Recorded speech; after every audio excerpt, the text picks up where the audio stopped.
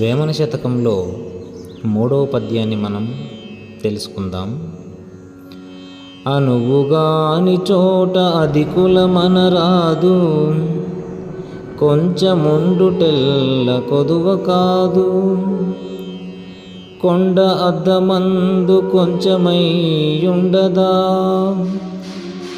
విశ్వదాభిరామ వినురవేమా. అనువుగాని చోట అధికులమనరాదు, కొంచెముండుటెల్ల కొదువ కాదు. కొండ అద్దమందు కొంచెమైయుండదా, విశ్వదాభిరామ వినురవేమా.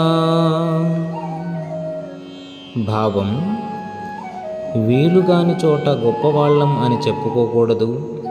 అక్కడ చిన్నతనం వచ్చినా